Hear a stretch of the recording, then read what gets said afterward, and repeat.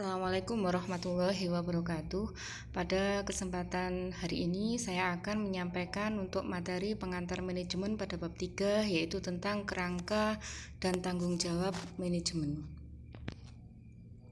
Prinsip-prinsip manajemen. Pengertian prinsip manajemen. Jadi pada akhir abad 19, pada banyak organisasi yang sudah harus berurusan dengan praktik manajemen dalam keseharian operasionalnya. Di awal tahun 1900-an pula, banyak organisasi-organisasi besar seperti pabrik-pabrik produksi memerlukan tata kelola yang lebih baik, namun pada saat itu hanya ada sedikit alat manajemen, model dan metode yang tersedia untuk mengatur hal tersebut. Dan ini titik mulanya dikembangkan prinsip manajemen, yaitu oleh Henry Fayol pada tahun 1841 sampai 1925, ilmuwan yang pertama kali menerapkan fondasi ini untuk manajemen ilmiah modern. Konsep-konsep yang ia gagas disebut prinsip manajemen. Di sini Henry Fayol menyampaikan tentang prinsip manajemen ada 14. Yang pertama adalah division of work, kedua authority and responsibility, kemudian yang keempat ada disiplin, yang ketiga ada disiplin, yang keempat tentang unity of common, kemudian yang kelima unity of direction, yang keenam subordination of individual interest, yang ketujuh remuneration, kemudian yang kedelapan the degree of centralization, scalar chain, order, equity, stability of tenure of personal, inisiatif, kemudian yang ke-14 adalah esprit de corps. Dari 14 ini akan kita bahas satu persatu tentang prinsip manajemen menurut Henry Fayol. Yang pertama yaitu tentang pembagian kerja atau division of work. Pernah mendengar prinsip the right man on the right place, bahwasanya orang yang benar adalah bertempat di tempat yang benar. Ya. Dalam praktiknya, karyawan memiliki spesialisasi dalam bidang yang berbeda dan mereka memiliki keterampilan yang berbeda pula satu sama lain. Tingkat keahlian yang berbeda dapat dibedakan dalam bidang pengetahuan mulai dari generalis hingga spesialis. Pengembangan pribadi dan profesi harus saling mendukung. Menurut Henry Fayol, meningkatkan efisiensi tenaga kerja dapat meningkatkan produktivitas. Selain itu, spesialisasi tenaga kerja meningkatkan akurasi dan kecepatan mereka. Jadi di sini pembagian kerja atau division work yaitu di mana orang dengan keahlian tertentu maka tempatnya sesuai dengan keahlian tersebut. Yang kedua tentang otoritas dan tanggung jawab, authority and responsibility. Untuk menyelesaikan sesuatu dalam organisasi, manajemen memiliki wewenang untuk memberi perintah pada karyawan. Tentu saja ini dengan otoritas ini ada tanggung jawab. Menurut Henry Fayol, kuasa atau kewenangan yang menyertainya memberi manajer hak untuk memberi perintah kepada bawahan. Tanggung jawab dapat ditinjau kembali dari kinerja dan oleh karena itu perlu membuat perjanjian atas otoritas yang diberikan. Dengan kata lain, otoritas dan tanggung jawab berjalan bersama dan mereka adalah dua sisi mata uang yang bersama. Jadi otoritas dan tanggung jawab. Otoritas adalah pimpinan, tanggung jawab dari dua sisi yaitu pimpinan dan bawahan. Kemudian disiplin. Salah satu prinsip manajemen tentang kedisiplinan. Hal ini sering menjadi bagian dari nilai inti, core, misi, dan visi, bentuk perilaku yang baik dan interaksi yang saling menghormati. Prinsip manajemen ini sangat penting dan dilihat sebagai hal yang membuat organisasi berjalan dengan lancar. Kemudian yang selanjutnya adalah kesatuan komando atau unity of command. Prinsip manajemen unity of command adalah atau kesatuan komando adalah bahwa setiap karyawan harus menerima perintah dari satu manajer hingga karyawan memiliki tanggung jawab kepada manajer tersebut. Jika tugas dan tanggung jawab yang dipertanyakan kepada karyawan diberikan oleh lebih dari satu manajer, ini dapat menyebabkan kebingungan yang dapat menyebabkan konflik bagi karyawan. Dengan menggunakan prinsip ini, tanggung jawab agar terhindar dari kesalahan akan bisa diminimalisir.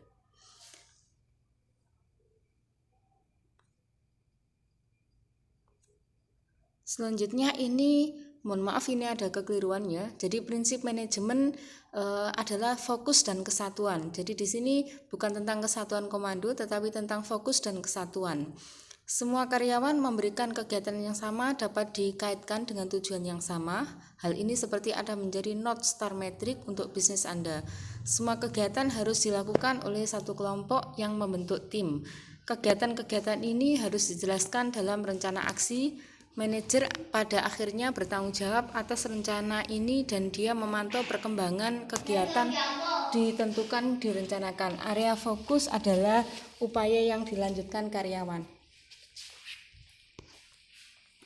Yang selanjutnya adalah subordinasi kepentingan individu.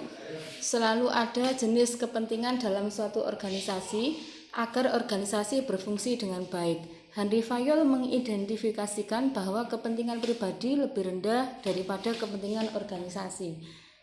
Fokus utamanya adalah pada tujuan organisasi dan bukan pada individu. Ini berlaku untuk semua tingkat dari seluruh organisasi termasuk manajer. Yang selanjutnya adalah penggajian atau remuneration. Motivasi dan produktivitas adalah dua hal yang berkaitan dalam kelancaran organisasi. Prinsip manajemen ini menjelaskan bahwa penggajian harus cukup untuk membuat karyawan termotivasi dan produktif.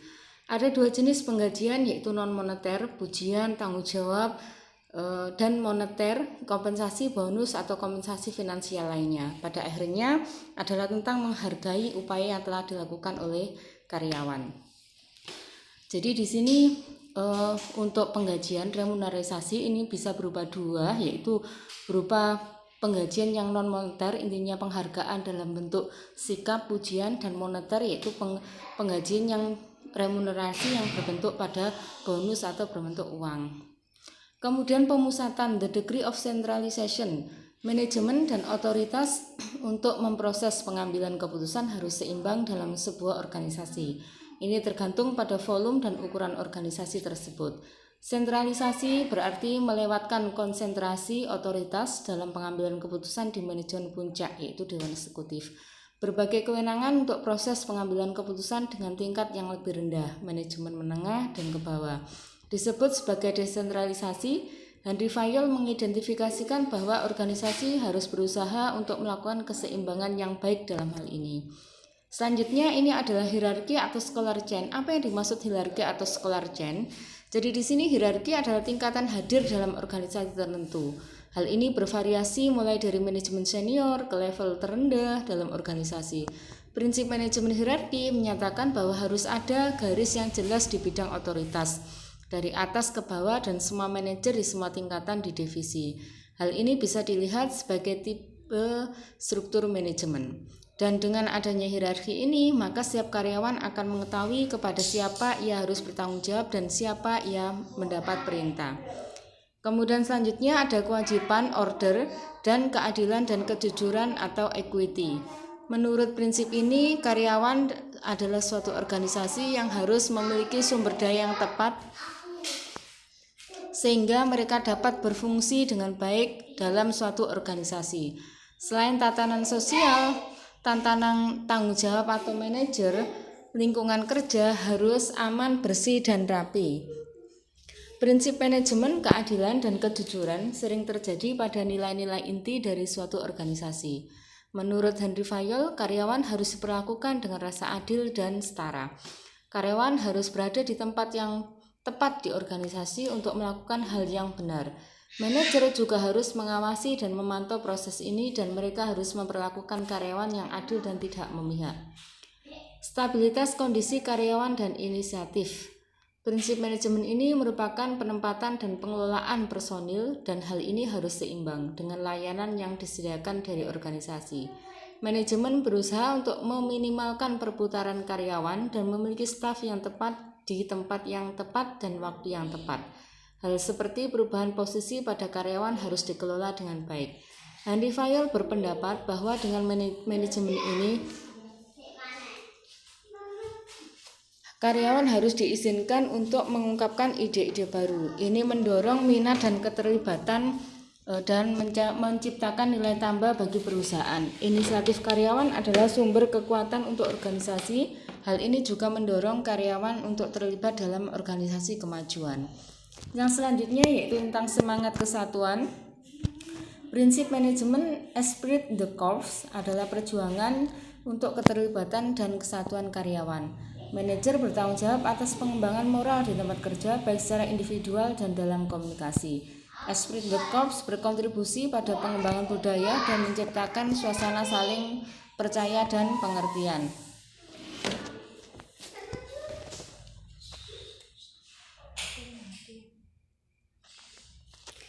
Tujuan dan sasaran manajemen. Tujuan manajemen sebaiknya ditetapkan secara realistis, rasional, logis, serta ideal yang berdasarkan kepada fakta data, potensi, serta kemampuan yang dimiliki. Tujuan juga tidak saling bertentangan dengan nilai sosial, moral, agama, maupun peraturan pemerintah yang ada supaya tujuan perusahaan yang ditetapkan bisa bermanfaat bagi masyarakat dan cukup visible yang bisa dicapai menguntungkan semua pihak yang ada. Tujuan menurut J.R. Terry adalah tujuan yang diinginkan oleh pihak yang berkepentingan yang melukiskan ruang dan skop yang jelas dan memberi arah.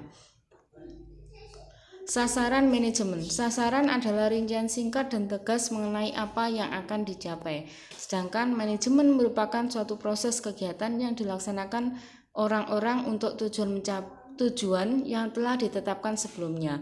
Tersebut merupakan sasaran manajemen.